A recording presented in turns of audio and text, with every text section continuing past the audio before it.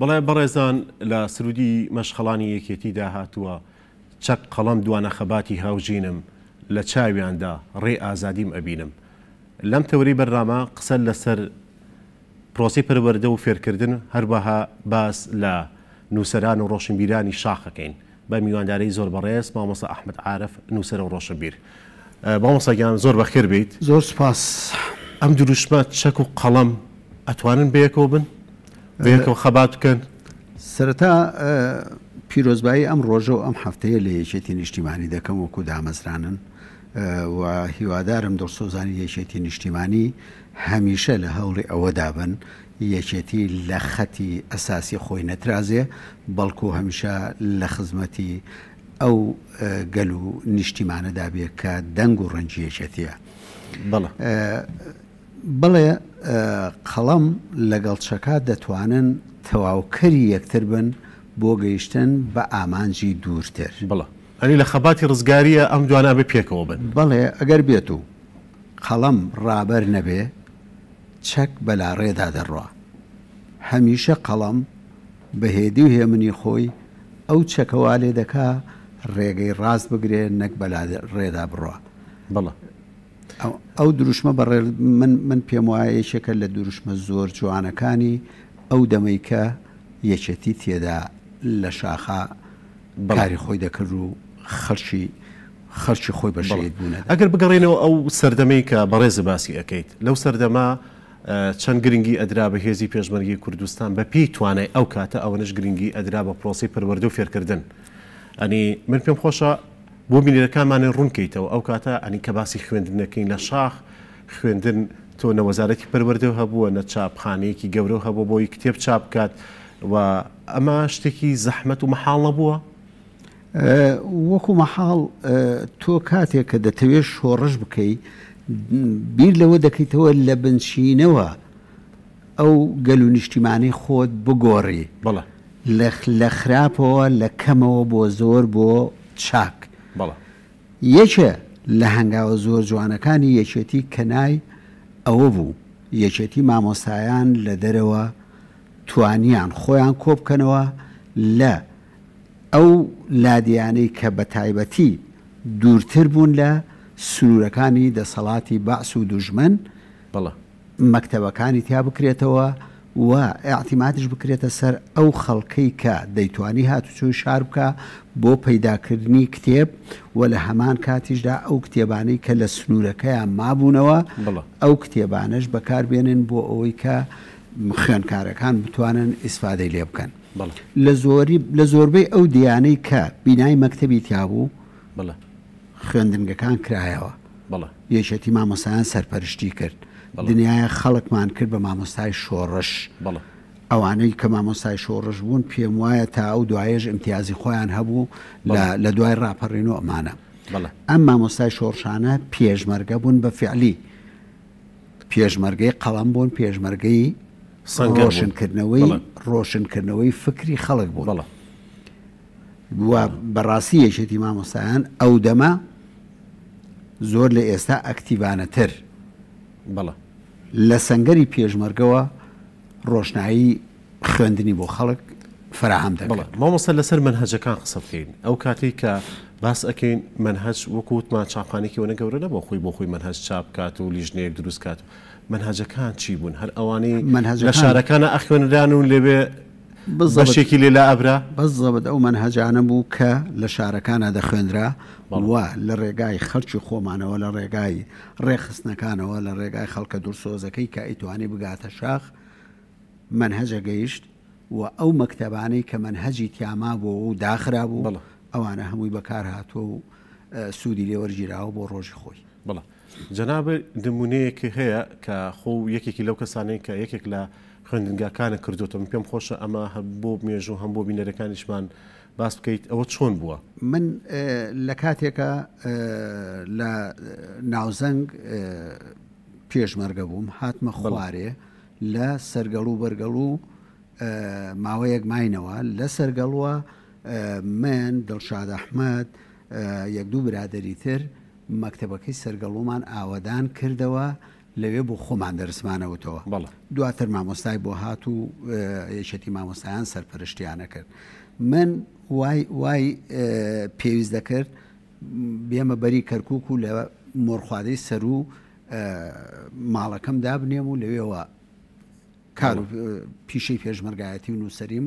ئەنجام بدەم لەوێ سێرم کرد منهەج هەیە مەکتەبیش هەیە بەڵام دەوام نییە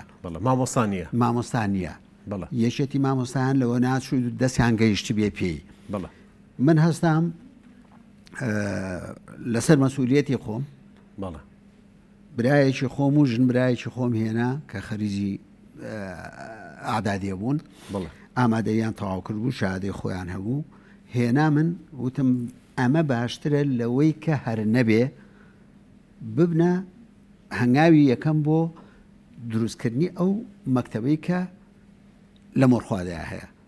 دەرگای مەکتەبمان کردەوە مناڵانمان بان کرد ئەوانەی کە بەپێی مەرحەلەکانی خۆیان خوێنکار بوون دەستمان کرد بە دەرزوتنەوە من بۆ خۆم سەرپەرشتی مەکرد هەتا وەکو یەکێتی مامۆستایان هاتن و سەرپەرشتیان کرد و دەستیان کرد بە هاورنی مامۆستای دیکەش ئێستاش لەبیرمە لە بازاڕە زۆر جار یەک دوو تە لە بەشتمە بینی هی ئەو دەمانە ئاهاتن بە منیانەوە مامۆستام وتی ئەوەی چێن ئێمە ئەگەر بیرت بێت لە کاتی خۆی لە مەکتەبی مۆرخوادە یا لە مەکتەبی سەرگەڵ و دەرست پێوتوینێتەوە یعنی بەردەوام بوونە لەوەی کە هین بێ تیان هەبوو بوو بە محامی ینی سەرکەوتن بەلەکان سەرکەوت احتیادی مەکتەب ئیدامەی بوو بۆ مەکتەبی ڕسمی ئەمە ڕەغمی ئەوەی لە کوردستاندا وەزارەت نەبوو ئیدارە نەبوو ئەوەی هەبوو جوهدی پێشمەرگانە بوو ماندووبوونی پێشمەرگانەی خۆمان بوو لە پێناوی دوانەکەوتنی خەڵکەکەمان پێشمەرگە نووسەر بوو پێشمەرگە هونەرمەند بوو پێشمەرگە شەڕی بەرگری ئەکرد پێشمەرگە مامۆستا بوو ینی پێشمەرگە لە هەموو بوارەکانی ژیانە خزمەتێ کرد ئەگەر شۆڕش بێ ئەبێ هەموو ئەو جومگانەی کە پێویستی بە جوڵە و بە گۆڕانکاری هەیە ئیشی بڵکە بە پێی توانەوە بە پێی ئەو سەردەمەی خۆی ئەو کاتە کرا ئێمە ئەوەی کرا ئەوەی ویستمان لە تواناماندا بوو لەو ناو شاخ و داخە لەو ژێر تۆپ و تەیارەدا کردمان وەکو نووسەر دنیاە بەرهەمی یەکێتی نووسەرانی کوردستان ئێستش لە ئەرشیفەکانە ماوە وەکو یەکێتی مامۆستایان بە سەدان خوێنکارمان هەیە ئێستا پێگەیون و مەرحەلەی خۆیان تەواو کردەوە جامیعیان تەواو کردووە وەکو هەر بابێ لەو بابانەی کە پێویستی کردووە بۆ هێن تەنانەت لە سەردەمی ئێمە ئەنجومەنی لادێکانش دروست بوو کە ئەنجومەنی لادێکان یەکێکە لە هەنگاوە جوانەکان بۆ ئەوەی گرفت و کێشەی لادێکان کەم کاتەوە کە پێشتر ئەمانە نەبووە ئەمانە بناغەن بۆ ئەوەی کە ئیشی لەسەر بکەیت و زیاتر گەشە بە و ئەحمەد ئەمە ڕەنگە بەسەرکردی ڕۆشنبیر بکرێت بەسەرکردی ئێمە ئەبینین دەستی دامەزرێنەری یەکێتی هەر هەمویان دەرچووی زانکۆن و بەشێکیشیان دکتۆریان هەبووە و یەکێکی وەکو جەنابی مامجەلال یان کاکنە و شیروانیان ئەو بەڕێزانەی تر هەر هەموو ئەمانە هەم خۆیان و سەر بوون و هەم خۆیان خەڵکی ڕۆشن بیر و کەسانێکی بوون کە لەو بوارانە هەم خۆیان پێشتریش کاریان کردووە ئەمە تا چەند کاریگەری هەبوو بەسەر شۆڕشەکەەوە من پێم وایە خێزانێکی بچکۆلە خێزانێک لە دایک و باوکو 34 مناڵێک کە پێک دێت ئەگەر باوکەکە ئەکتیڤ نەبێ لە هەموو ڕووەکانی ژیانەوە ئەو باوکە ناتوانێت ئەو خێزانە بگەێنێتە ئامانجێکی جوان شۆڕش گەورەکراوەی ئەو خێزانەیە ئەگەر من پێم وایە لە 100 ئەگەر بەهاتایە و مامجەلال وجودی نەبوایە لەو شۆڕشەیە ئەو شۆڕە نەدەگەیشت بەو قۆناغە و ئەوەشی نەئەکرد کە ئێستا باسمان کرد بزەبت ینی من کە ئەڵێم ناگەیشتە قۆناغەکە معنای ئەوەیە پەچی ئەکەوت لە قۆناغەکە بەڵام مامجەلال پیاوێکی دیبلۆماسی ئەکتیڤ بوو بەڵێ پیاوێکی خوێنەوار بوو بەڵێ پیاوێ بوو ڕوحی دیموکراتیەت لە لای مامجەلال وجودی هەبوو ڕەنگە لای هەندێک لە سەرکردەکانی تر ڕەغمی خوێنەواریەکەشان ڕەغمی نووسەرێکەشان ڕوحی دیموکراتیەتیان تیانە بوو بەڵێ بەڵام مامجەلال ئەو ڕوحی دیموکراتیەتە وای لێکرد بوو کە بتوانێ بەڵێ گەشە بە واقعەکە بدا و بتوانێ ئەو بیر و بۆچوونە جیاوازانەی کە جاروبار ئەهات و ئەڕۆی وەکو تەیارێک ئەمانەش ئیستیعاب بکات بەڵێ ینی هەموو ئەمانەی ئەتوانی بخاتەوە خزمەتی شۆڕشەکە و بخاتەوە خزمەتی بزوتنەوەی ڕزگاری خوازی گەری کورد کاک ئەحمەد من دواتر لەسەر بە قسە ئەکەین لە بەشێکی تری بەرنامەکە کە باسی نووسەران و ڕۆشنبیرانی شاخەکەین بەڵام هەر لەسەر بواری پەروەردە ئێمە ئەبینین ئەو کاتە سەرڕای ئەوەی بە بەردەوامی تۆپ و تیارە هەبوو لەسەر گوندەکان و هەمیشەش لە شەڕابوون کە ئەبینی تیارەکە ئەڕوات یەکسەر ئەوان دەسەکەنەوە بە خوێندن تۆ بارانەکە کۆتایی پێ دەسەکەنەوە بە خوێندن ینی ئەم ڕۆحێتی ئەو کاتە ئێستا بەدیەکەی نەخێر خەڵکی ئێمە ئەو دەما ئومێد و ئامانج و هەدەفی هەبوو بەڵێ ئێستا زۆر بەداخەوە لە دوای ڕاپەڕین بەڵێ ئێمە ئامانج و هەدەفمان زۆر زەعیفە با باسێکی پێش ڕاپەڕین ناو بۆ بکە دواتر دوای ڕاپەڕین باسەکەی پێش ڕاپەڕین ئێمە بەڕاستی ئەو ڕوحیەتە جوانە لە ناو خەڵکەکە هەبوو بەڵێ جگەلەوەی کە پێشمەرگە کوڕی خەڵک بوو بەڵام ئەو ڕوحیەتە جوانە ئەو ئیلتیزامە جوانە لە ناو خەڵک هەبوو خەڵک ئامادە بوو لە بەیانیەوە تاوەکو ئێوارە بڕاتە کێڵگەکەی خۆی بڕاتە ناو باخەکەی خۆی خۆراکەکە بێنێت جوانترین نەوەکەی بۆ پێشمەرگە دابنێت کە ئێوارە میوانێ بوو ئەمە زۆر گەورەیە بەڵێ ئێمە لەو نوختەیەوە لەگەڵ خەڵکا تێکەڵ بووین لە کاتێکدا تۆپ و تەیارە هەبوو وەسائیلی تر هەبوو مەسەلەن کونەتەیارە هەبوو خەڵک بۆ ئەوەی خۆی لادات کەمترین زیانی بەرکەوێ لە هەموو لادەیەکە لە هەموو شوێنێکە کونەتەیارێکی معقول هەبوو بۆ ئەوەی ئەو مناڵانە تووشی زەرەر نەیەن ئەو خەڵکە تووشی زەرەر نەیە مەکتەبەکەش مەکتەب بوو لە کاتێکا کە هیچ ترسێک نەدەما مامۆستا و تەلەبە لە هەمان ڕۆژە دەستیان کرداتەوە بەخوێن لە هەمان ڕۆژە دەستیانە کردەوە من مامۆستام بیردێ ئەنفال بوو ئەم مامۆستا بۆ ئەنفال بوو خۆ ئەیتوانی وەکوار کەسێ بێتەوە لە شارە وەرەقەیەکی خەفیفە بکە ئەوانە بەڵام مامۆستا بوو ڕوحی شۆڕژگەرەتی لە ناخیا بوو ڕوحی پەروەردەکردنی نەوەکانی ئایندەی لە ناخا بوو مایەوە لەگەڵ خەڵکەکەی تا ئەو دەمەی کە ئەنفالی کرا ئەو پەرۆشش لە ناو خەڵکە هەبوو بە هەمان شێوەی مامۆستاکانی کە هەمان پەرۆشی هەیە بۆ خوێندن و بۆ فێربوون و بۆ ڕۆشنبیری ئەگەر خەڵکەکە ئەو پەرۆشی نەبوایە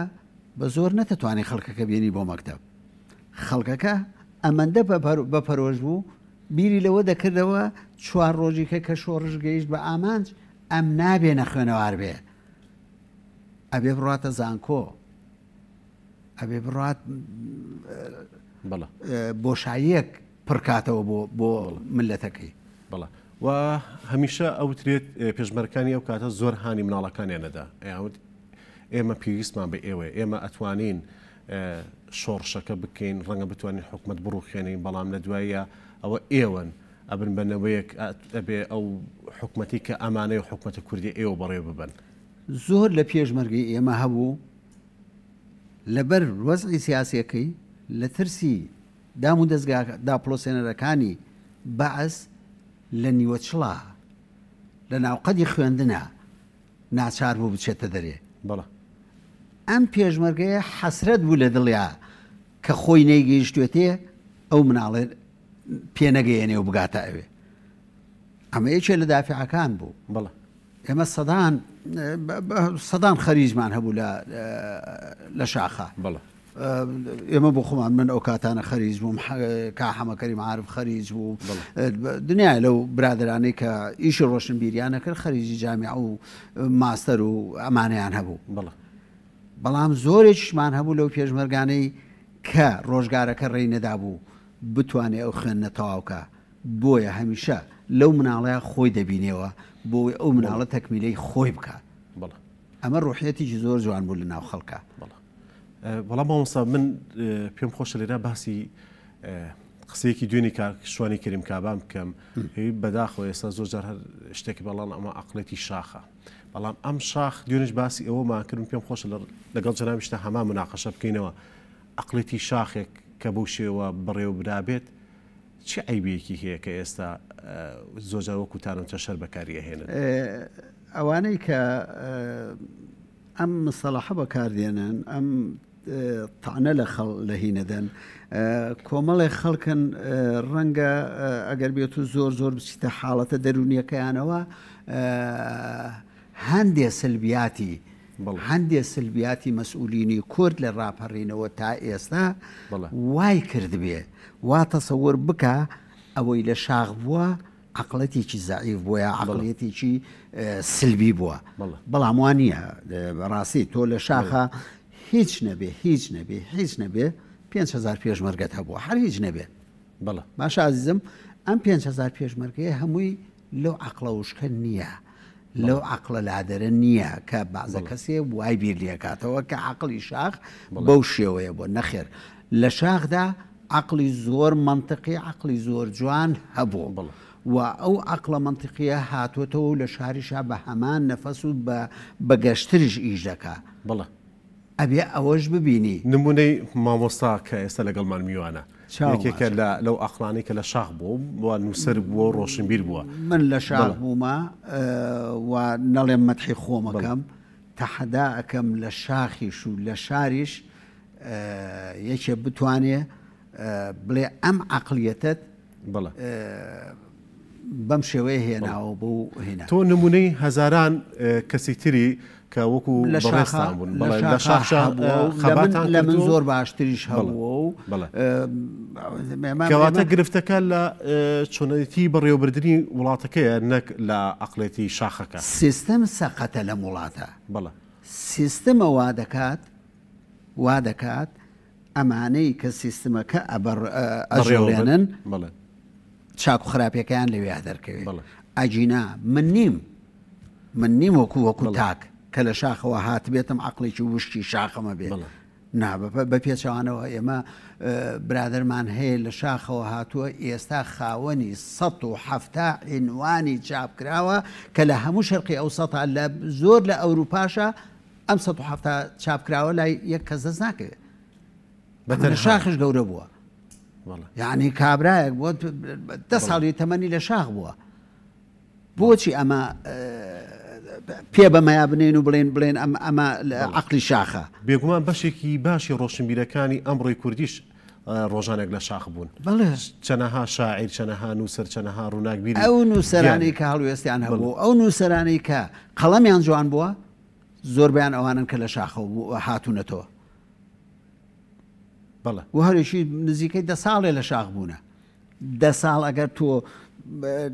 ئیشی باش نەکەی و لە پێناوی بەرەو پێشچوونانە ڕۆی ئەو کاتە ڕەنگەکە ئینسانێکی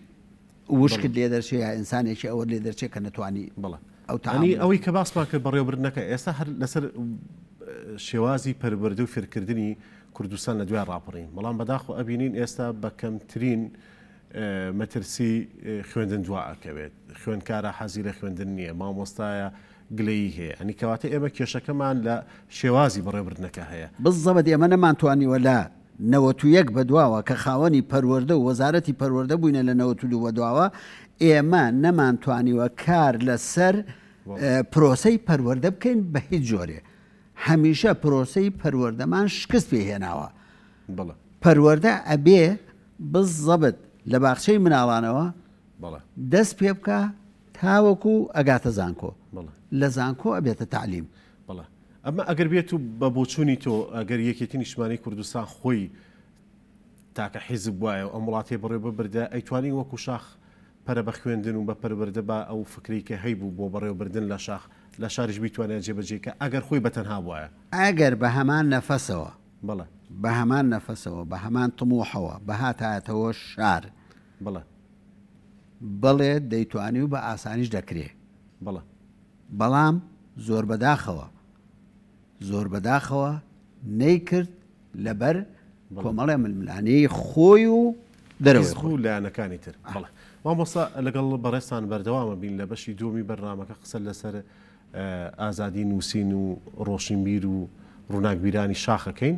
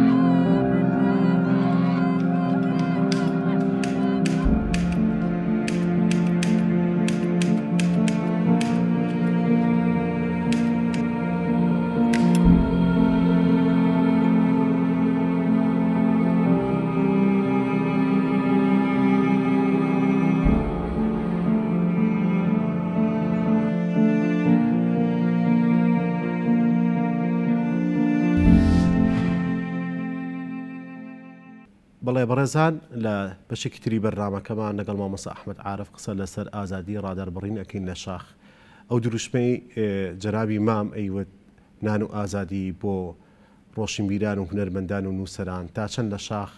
جێبەجێ کراوە لەم بەشەی تری بەرنامەکە قسە لەسەر ئەم بابەتە ئەکەین. مامۆستا نان و ئازادی هەبوو بۆ نووسەران و ڕۆشنبیران؟ بەڵێ من ئەتوانم بڵێم جوانترین دروشمێک بۆ ئەو دەمە و بۆ شاخ دەبوو بەڕاستی من بابەتێکشم لەسەر ئەمە نووسیەوە کاتی خۆی لە فەیسبووکەکەمە دەبوو ئەم دروشمەی مامجەلال لە پێش هەموو ئەو دروشمانەوە بێت کە قسەی ئاعتیادیە و لە هینەکانە نووسراوە لە بەرزە پردەکان و لەمانەیان نووسراوە دەبواە ئەمە بنووسرابایەتەوە نان و ئازادی بۆ نووسەران داهێنانش لەوان. مامجەلال هەموو کاتێ ئەمەی دووبارە ئەکردەوە ئەوی لەسەر ئێمە وەکو شۆڕش نان و ئازادیەکەیە لەسەر ئێوە داهێنانەکەیە داهێنان هی ئێوەیە ئێمە چ عیلاقەمان پێوە نییە. تەنانەت ئێمە هەندێ حاڵەت هەبووە هەندێ حاڵەت ڕووداوە بۆ نمونە چیرۆکی سەگوەر کاتێکە چاپکرا بەڕاستی مامجەلال نەبووایە حەمەی موکری تووشی گرفتێکی گەورە دەبوو چونکە بەڕاستی خەڵکمان هەبوو زۆر ناحاڵی بوو زۆر تون بوو ینی ناحاڵی بوو لە واقعەکە ینی ناکرێت ینی خەڵکی زۆر ئاسایش ناپێشمەرگەی ئاسایی من بەلامەوە زۆر جاعاتیادی ئەگەر هەندێ حرەکەی هەبێ ئەندامی مەکتەبی سیاسی لەگەڵ ئەوە بوو حەمەی موکری محاکەمە بکرێ بابە محاکەمەی چیە کرێ ئەمە ڕۆمانێکە نووسراوە چیرۆکێکە نووسراوە بیخوێنەرەوە چیت لەسرە ئەوەی لەسەر بنووسەوە ڕخنەی لێ بگرە کە ڕخنی لێگرتووی ڕخنەی لێ بگرە بڵێ من وانیم ئەوە نیم بەڵام قەناعەت بکە هینمان بۆ کردووە سمینارمان بۆ کردووە بۆ ئەوەی کە ئەو مەجموعەیە بە تایبەتی و مەسوولانە تێبگەن ئەگەر خۆشیان ناخێنەوە تێبگەن لەوەی کە ئەماچێتە خانی نان و ئازادیەکەوە کاکەجار ئەگەر من لە ژێر سای سەدام حوسێنە هەموو ئازادیەکەم هەبوایە ناچمە ئەو شاخە و بخۆم لێ بە ئازادانە تەعامل مەکرد و قسەی خۆمە کرد ئەمە هەنگاوێکی زۆر جوان بوو بۆ گەشەکردنی یەکێتی نووسەران بۆ ئەوەی نووسەر لە شاخ و لە شارە بتوانن ئەوەی کە ئەیانەوێ ئەوە بکەن لە شاخە دەیان و سەدان کتێبی زۆر جوان ڕۆمان چیرۆک شعر بابەتی زۆر دانسقە بڵاوکراوەتەوە کە ئەمڕۆژ لە ئەرشیفخانەکانمانە هەمووی ماوە دوو گۆڤاری بەردەوام هەتا ڕاپەڕین و دوای ڕاپەڕینیش هەر بەردەوامێتی خۆی هەبوو فترەیەک وەکو نووسەری کوردستان وەکو گزنگ گۆڤارێ بوو لە سەردەمی حکوومەتی بەعزدا لە عێراق بە قەرارێکی ڕەسمی ڕاگیرە یەک ژمارەی لێ دەرچوو ژمارەکەش نەنووسرا گۆڤار بەس نووسرا هەندێ بەرهەمی ئەدەبی یعنی ئەمەندە هینی لەسەر بوو زەختی لەسەر بووە ئێمە لەوەیە بەڵێ لە شاخە ئەم گۆڤارەمان بە ژمارە 2 هێناوتمان بۆ ئەوەی کە تەحەدایە بێ بۆ حکوومەتی بەعەز کە ئەو گۆڤارە ئیدامەیە بێ و ئیدامەشماندا هەتاوەکو گەیانمانە 100 ژمارە ئەم نووسینانەی کە باسی ئەەکەی هەمووی لە خزمەتی شۆڕشا بوو یان ڕەخنە و نەقدیشی تیا بوو ئەسڵەن ڕەخنەی باشی تیا بوو نەقدیشی تیا بوو تەنانەت ڕۆمانی کۆچی سوور کە جوانترین ڕۆمانە لە شاخان نووسرایەوە هەر لە شاخان نووسرایەوە هەر لە شاخی چاپ کرا بە فارسیش و بە عەرەبیش و بە کوردیش بوو بە مایەی ئەوەی برادێکی بەرپرسی ئەو سەردەمانە لە غیابی مام جەلالە لەسەر سنوورەکانی ئێرانە کۆی کاتەوە بیسووتێنێ یعنی ئەگەر بامتان لەگەڵانە بواە وەزعتان زۆر شڕە بوویەوە بە دڵنیایەوە پێتەڵێم ڕۆژێک ئێمە بارەگامان لە ناو دووژووری فەقێکانی مزگەوتی سەرگەڵوو بوو فەقێ نەبوو بەس دوو ژوور هەبوو ژووری فەقێکان بوو فەقێ نەمابووە و دەمە فەقێ لە کوردستانە ئیشی نەدەکرد ئەم دوو ژووریان دا بە ئێمە وەکو ئەنجومەن وەکو ئەمانە ڕۆژێ برادرێک هاتە جانمان شۆڕژێڕان بوو ئەبێ ئەم دوو ژوورە چۆڵکەن ئەمە هی مزگەوتە ئێوە هینن ئەهلی مزگەوتین ئەهلی ئەمەنین ئێوە چۆنە بێ لەم هێنەیە بن ئەمیش هەر بە غیابی مام جەلال بوو ئەو کاتە دکتۆر فواد ئیدارەی هێنێدا یعنی ئەمانەمان هەموو لەگەڵ کراوە تەنانەت دەریان کردین لەوێ ناچار بوون چوونە لای شەهید عەبدوڕەحمان قاسملوو لەوەیە جێیەکمان کردەوە هەتاوەکو دوایی مام جەلال کە گەڕایەوە لە یاخسەمەر بەرامبەر بە مەقەڕەکەی خۆی مەقەڕێکی بۆ دروستکردین بە بەڵێ ئەمە هەبووە ئەو نووسەرانی کە لە شاخبوون هەمویان سەر بە یەکێتی نیشتمانی کوردستان بوون ینی باوەڕیان بەم فکرە سیاسیە هەبوو منتەمی حیزبی نەبوون زۆریان بەڵام لەلایەن یەکێتی شۆ دەعمەکرا بەڵام یەکێتی وەکو یەک دامیەکردین مەسەڵەن من منتەمی بووم بەڵام برادری ترمان هەبوو منتەمی نەبوو ئەگەر من 5 دینارم وەرگرتایە ئەو بە زیادەوە وەری نەگرتایە پێنجەکەی هەر وەرەگرت هیچ مشکلەیەک لەوەیان نەبوو ئەو جیاوازیە نەبوو لە بینی ئەوەی کە نووسەرێک منتەمی بێ یا نامنتەمی بێ هەر نووسەرێک هاتبێت و لە مەقەڕی نووسران بوو بێ ئیشمان بۆی کردووە هەر نووسەرێکش پێشمەرگە بوو بێت لە هەر شوێنێکە بابەتی هەبوو بێ بۆمان چاپ کردووە ئەوە نەیتوانی بێتمان مەسەلەن بۆ نمونە بۆ سەلامی سعید مەولود دیوانێکمان چاپ کردووە سەلام شوێعی بۆ سابیر سدیق بەرهەممان چاپ کردووە سابیر پێشمەرگەیکی ئاتیادی بوو یعنی ئەوە نەبوو بڵێن وڵا ئیلا ئەبێ بێ لە مەقەڕ دانیشێ و لە قاب بشوە لە مەقەڕەکە ئەونان حازرکە ئەنجاشتی بۆ بکەین هەر کەسێ هەر نووسەرێک لەو شاخەی ئێمە وایە لەو شۆڕشەدا بەشدار وایە بۆ خۆمان حسابی نووسەرمان بۆ کرد حسابی ئەومان بۆ ناکرد کە سەر بەچی و سەر بەچێ نیە مامۆستا ئەم بابەتە زۆر هەڵەگرێت حەزمەکرد زیاتر گفتوگۆ بکەین بەڵام کاتی بەرنامەکەمان هەر ئەوە نەبوو ئەگەر بەڕێستان دواپەیامتان هەبێت لەم یادا ئومێد دەکەم سەرکردایەتی تازەی یەکێتی بە عەقڵێکی زۆر سەردەمیانە و کراوەی ئێستا کار بکات لە پێناوی گورجکردنەوە و ڕێخستنەوەی یەکێتی نیشتیمانیدا بەدەر لە جاسوسیەت و بەدەر لە ئەوەی کە تەقریر و تەقریرکاری و کادرەکانی خۆی پێ بشێوێنێ ئەمان ئەڵێ ئێمە خوێنکاری نوێی مام جەلالین ینی ئەبێ هەمان ڕێبازەکەی مام هەم بۆ ئازادی هەم بۆ نان هەم بۆ بەرەو پێشبردننی پرۆسی پەروەردە و فێرکردن ئەو شتانی کە باسمان کە لە کوردستانە بگرنە بەر ئەبێ دوو شت لە ئەستۆ بگرن یەک خۆیان وەکو خوێنکار دوو ڕوحی مام جەلال ئەجینا ئەوە هەرچەنە ڕەنگە مەجال نەما بێ ڕۆژێکیان کاک مەسعودم بینی لەسەر مەسەلەی شەڕی ناوخۆ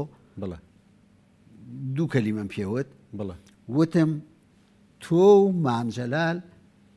لەو سەردەمەیە پێکەوە و باڵەکەتان لە ئەستۆگرت ئێستا وەزع زۆر خراپە تۆ ماوی مامجەلال چۆتە بەر ڕەحمەتی خوا هەموو ئوباڵەکە ئەکەوێتە سەر ئەستۆی تۆ ئێستا ئەم قسە بۆ سەرکردایەتی نوێ یەکێتیش ڕاستە ئەمە بۆ سەرکردایەتی نوێ یەکێتی ڕاستە و ئومێد دەکەم سەرکردایەتی نوێ یەکێتی بەڕاستی جددی و حەدی بێ یعنی ئەم هەموو باڵباڵێنە تااقەتمان چوو ئەم هەموو تاکەتولە بەڕاستی لێ بێزان چاوەڕوانەکە ئینشەڵڵا بەو ئومێدەین کە نە باڵباڵێن بمێنێ هەمومان چاوەڕوانی ئەم سەرکردایەتی نوێین کە کار بکات بۆ کۆمەڵانی خەڵکی کوردستان و بە هەمان دیرەژە پێتری ڕێبازەکەی جەناویمان بن زۆ سپاس مامۆستاگیان کە لەگەڵمانە بوویت سپاس بۆ ئێوە.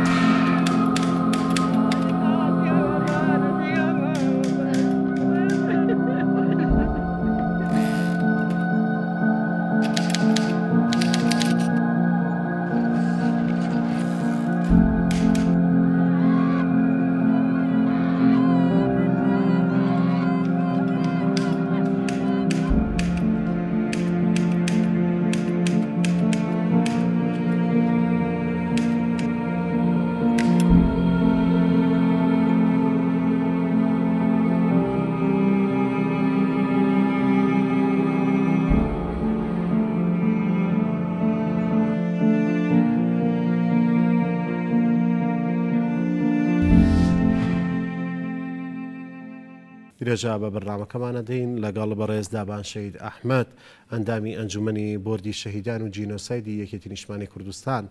گفتوگۆ ئەەکەین سەبارەت بە بۆردەکە و سەبارەت بەوەی چی کراوە و چێ بکرێت بۆ کەسوکاری شەهیدان. کاک دابان زۆر بەخێر بێت.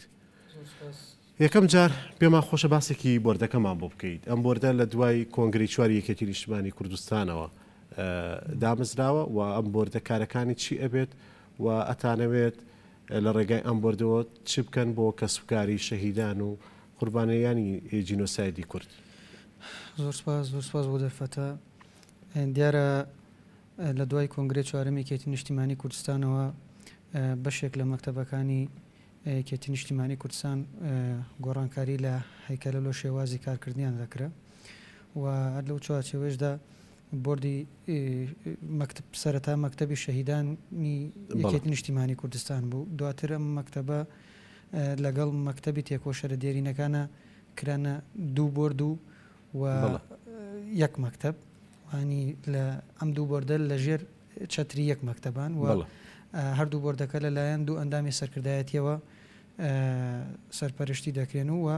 ئەندامێکی مەکتەبی سیاسیش سەرپەرشتی مەکتەبەکەکە وەکو هەیکەلی مەکتەب. بەڵام ئەمە وەکو هەیکەلی ئیدارێکە وەکو بەرنامە و پلانی ئێوە بۆ خزمەتکردنی کەسوکاری شەهیدان چییە؟ تەبیعەتە نێمە هەر لە دوای کۆنگرەوە هەستاین بە دووبارە دانانەوەی بەرنامەی کاری بۆردەکان و ئێمە شۆک و بۆردی شەهیدان و جینۆساید دوای مناقشەیەکی چڕوپڕ وە بە لەگەڵ هەڤاڵانە لەوێ توانیمان کارنامەیەکی نوێ کە لەگەڵ هەلومەرجی ئێستا و لەگەڵ استراتیج و بەرنامەی تازەیەکێتی نیشتیمانی کوردستانە بگونجێ دانراوە پەسەند کرا لەلایەن بۆردەوە. ئەم لەم بەرنمەیە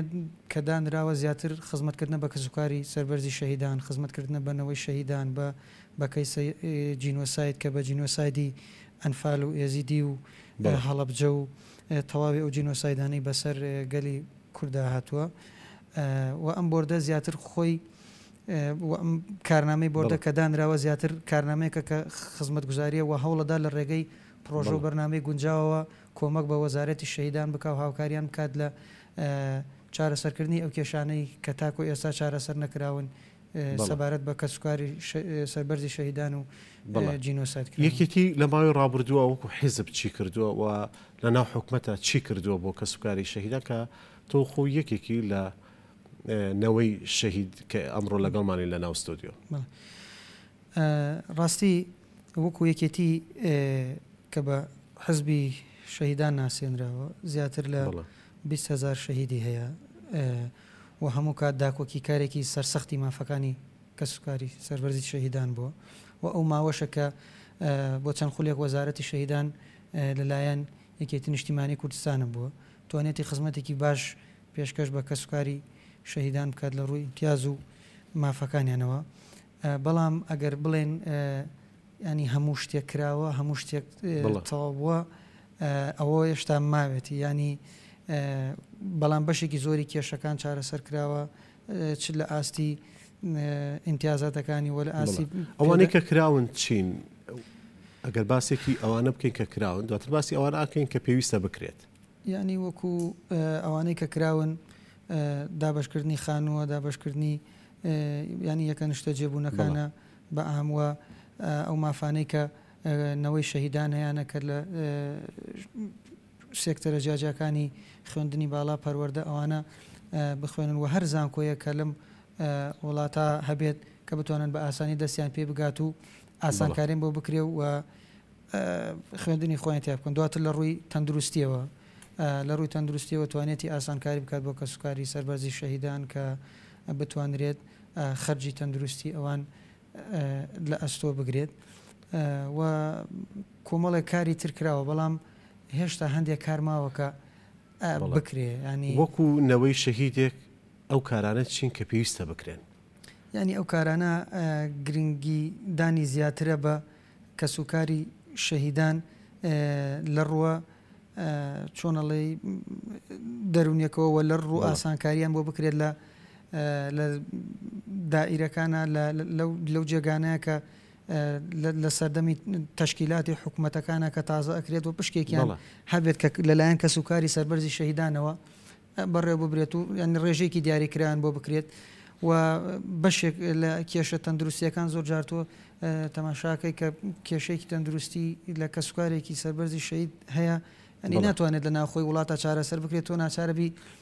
لە دەرەوە چارەسەری بۆ بکرێت ئەوانە کۆمەڵە خەلەلن وە هەندێک کێشەی تر هەیە کە تاکو ئێستا کۆمەڵێک شەهید هەیە کێشەی شوێنی نیشتەجێبوونیانە یاخود پارچە زەویان بەسەردەدا بەش نەکراوە ینی ئەمانە هەندێک کێشەن هەندێک کارن کە ماون پێویستە بکرێن و ئێمەش وەکو مەکتەبی ینی وەکو بۆردی تێکۆشەران شەهیدان و جینۆساید و هەموو کات هەموو هەوڵوتوانایکی خۆمانە خەینەگەڕ بۆ ئەوەی بتوانین باشترین خزمەت و بتوانین ئەو ئەرکەی کە لەسەر شانی ئێمەیە و ئەو ئەرکەی کە لەسەر شانی ئەوانە زیاتر سوک بکەین و هاوکاریان بین بۆ ئەوەی لە ژیانێکی باشتر و شایسترا بژین. بڵێ لە ڕێگای پەرلەمان و حکوومەتەوە یەکێتی چی کردووە مەسەڵەن بینیمان لە دواتر ینی دواترین پرۆژەی حکوومەت چاکسازی بوو کە ئەیویست لە ڕێگای ئەم پرۆژەوە چاکسازی بکە لە زۆر بوارە بەڵام ئەمە کەسوکاری شەهیدانی و ئەنفالکراوەکانی نیگەران کرد یەکێتی چی کرد بۆ ئەم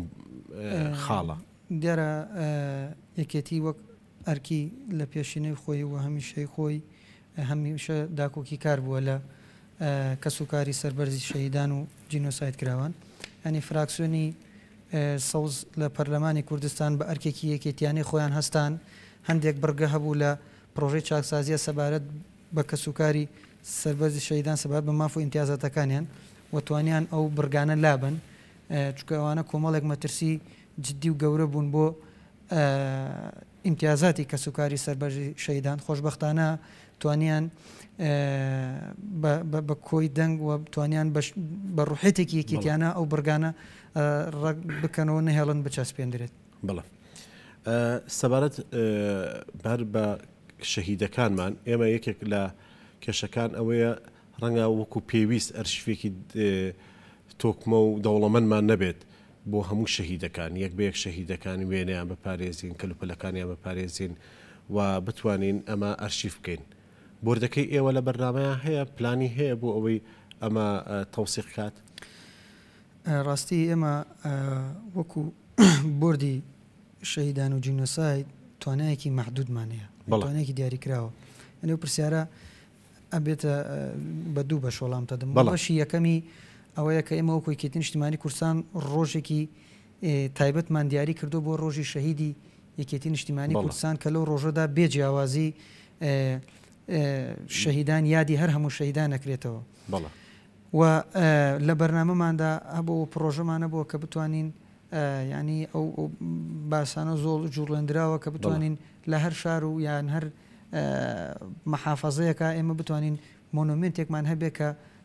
تەواوی وێنە و وێنەی شەهیدان و ناوی شەهیدانی تێدا هەبێ. وەکو باسم کرد ئێمە ئەو توانایەکی مەحدود و دیاریکراومانێ بەڵام ئەوە ئەکەوێتە سەر وەزارەتی شەهیدان و ئەنفالکراوان ئەوان ینی ئێمەش دەبێ هاوکاریان بین ئەگەر ئەوان بە باشی بێنە پێشەوە بۆم بابەتە تاکو ئێستا بەداخەوە ئەرشیفی شەهیدانی تەواوی باشووری کوردستان ئەرشیفێکی لاوازە ئەرشیفێک نییە کە کۆی ینی بەمانەیەک لەمانەکان ئەوانە ئەو مادانی تیاابێت کە بۆ ئەرشیف پێویستن و دەبێت بەڵام ئێمە دەتوانین هاوکاریان بکەین تاکو ئێستا ئەو شتە نەکراوە. بەڵام یەکێتی خۆی بۆ ئەمە ناکات ئەنی ئەمە کە ئێمە باسی ئەەکەین باسی شەهیدەکانەکەین کەس بڵێن شەهیدانی کوردستان بێگومان هەمویان وەکو یەکن هەمویان گیانم بەخت کردووە لە پێناو ئەم نیشتمانە بەڵام کەمە باسی حیزبێکەکەین حزبەکە بۆردێکی تایبەتی هەیە پێشتر مەکتەبێکی دیاریکراوی هەبووە. ئایا ئەمە بە گرنگ نازانن کاری لەسەر ئەکرێت لە ئێستا بەدووە؟ ئەوەی کە گرنگترین شت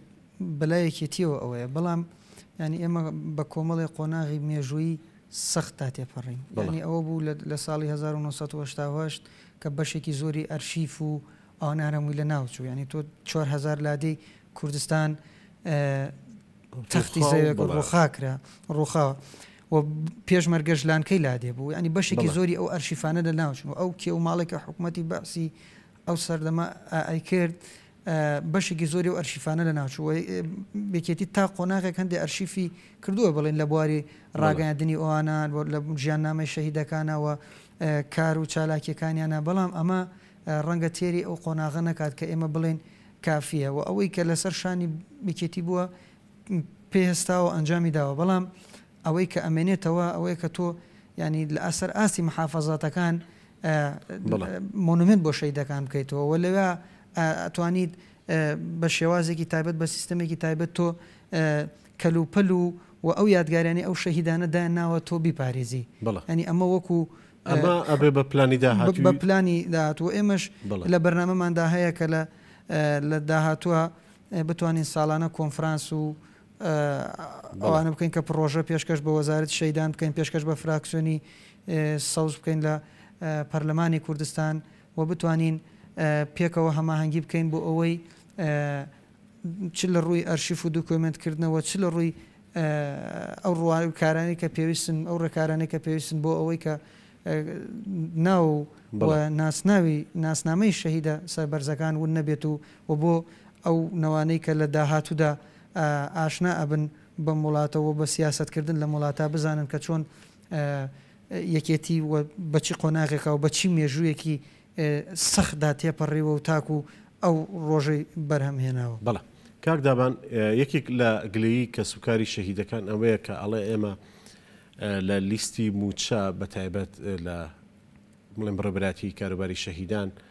هەندێ ناو ئەبینین کە ئەمانە شەهید نەبوون. هەمان ئەو گلێ بۆ حیزبیش ڕاستە ینی خەڵکەیە کە شەهید نەبوو بێت و وەکو شەهید مامەڵی لەگەڵا کرابێ. ینی ئێمە ڕاستی ئەوە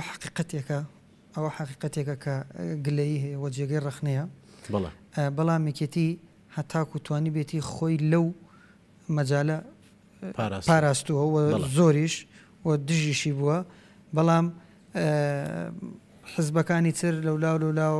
ینی بە شێوازی جیاواز ئەو کارانەیە نەکردووە و لیستەکانیان تێکەڵ کردووە ینی بەڕاستی ئەوە خەڵکی وهەیە کە شەید نەبووە کراوە بە شەید ینی جیاوازی لە پلەی شەیدەکانە هەیە ینی هەر بن بۆ ئەوەی کە جەنابەت زیاتر ڕوونێکەمەوە ئێمە ینی موچەی شەهیدێکی سەرکردەی ئێمە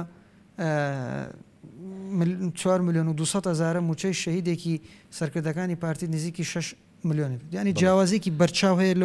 لە ڕووی ئیمتیازەوە و لە ڕووی فۆرمی شەیدان لە ڕستی چاکسازیە ئەوەی کە دانرا دەڵێن ئەتوانین ینی پاکسازیەک لەو لیستانە بکەن بەڵام پێم وایە ئەوە زۆر قورسە لەبەرەوەی هەموو ئەو خەڵکی مستحق و نامستحق تێکەڵ کراوە ینی یەکێتی تاکو توانیوێتی وە دژی ئەوانە بۆ خۆشی لێ پاراستووە بەڵام ڕەنگە بە شێوەی جیاواز خەڵکی تێ کەوت بێ بەڵام لەو مەجالایەکە یەکێتی ئیشی تیا کردو وە لەو سنوورایەکە یەکێتی باڵەدەست بووە ئەوانە بە شێوەیەکی زۆر کەم تێپەڕیوە بەسەریان بەڵام ئەنی کاتی ئێوە ئامارێکی تاوتانە بەردەسایە یەکێتی چەند شەهیدی هەیە و زانیاری تاوتە لەسەر شەهیدەکان و لەسەر ناسنامی شەهیدەکان هەیە؟ بڵێ ئێمە ئامارێکی وردمان بەردەستە کە نزیکی 20,000 شەهیدی سەنگەر ئەبێتەوە کە لە سەرەتای دروستبوونی کێتی نیشتیمانی کوردستانەوە هەتاکو شەڕی داعش و ئاماری شەیدانی هاوڵاتیشمان لە بەردەستە چکە شەیدانی هاوڵاتی تێکەڵەیەکە لە کۆی گشتی حزبە سیاسەکان کە لەو سەردەما شەهید بوونە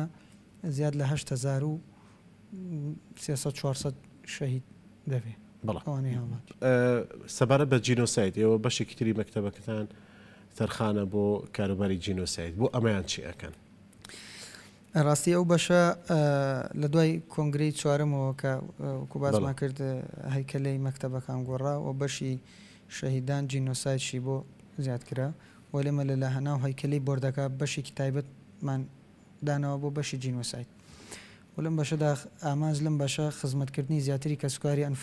ئەنفال کراوانە و جینۆسایت کراوانە ئەوانەی بەگشتی لە چوارچێوەی جینۆسایدا دابینرێن و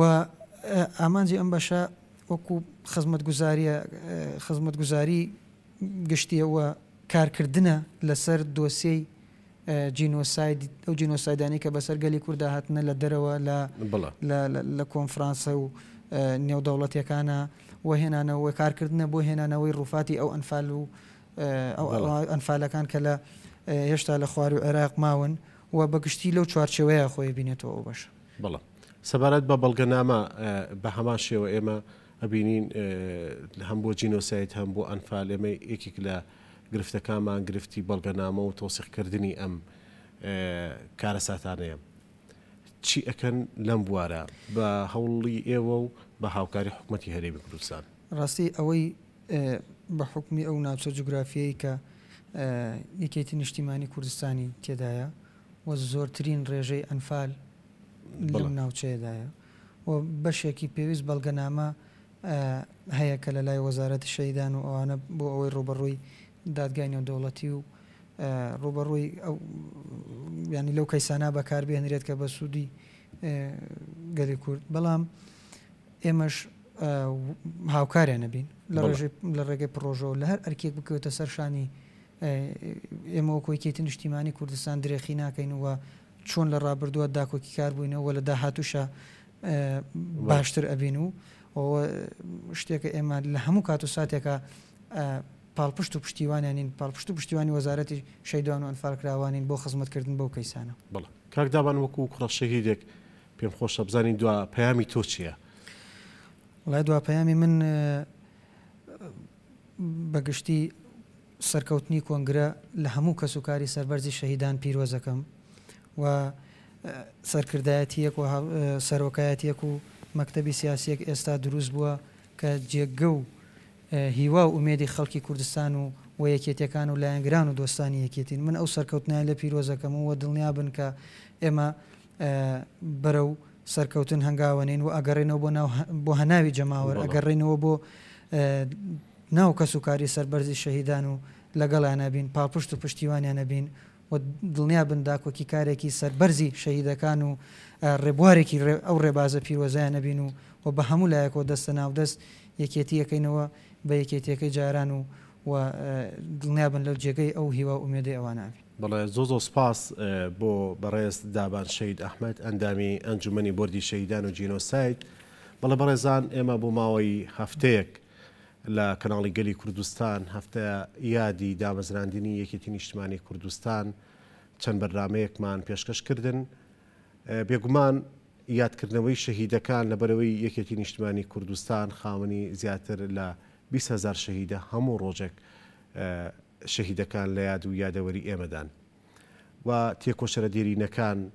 ئەوانەی کە ڕۆژانێک لە شاخ خەباتیان کرد ئەوان هەمیشە لە یاد و یادەوەری ئێمەدان. بێگومان کەم ئەندامانی سەنگەر شەهیدە زیندوەکان ئەوانش پێویستیان بە خزمەتکردن و ئاوڕ لێدانەوەی زیاترە و ئێمە لە زنجیرە بەرنامەکانمان قسەمان لەسەر داخوازیەکانی ئەوانیش کرد، قسەمان لەسەر خوێنکاران و مامۆستایان کرد، قسەمان لەسەر ڕۆڵی ژنان کرد و قسەمان لەسەر ڕاگەیاندنی یەکێتی کرد لە شاخ و لە شار. ئێمە وەکو کەناڵی گەلی کوردستان بەردەوام ئەبین لە خزمەتکردنی کۆمەڵانی خەڵکی کوردستان و بە هەمان شێوە بەردەوامیش ئەبین لە ڕوونکردنەوەی بەرنامەی نوێی سەرکردایەتی نوێی یەکێتی بۆ کۆمەڵانی خەڵک و تاکو پێکەوە بتوانین خزمەت بە هەموو چین و توێژەکان بکەین. لێرەدا هاتینە کۆتایی بەرنامەی ئەمڕۆ تا بە یەگەیشتنەوە بە خواتان ئەسپێرین. خواتان لەگەڵ.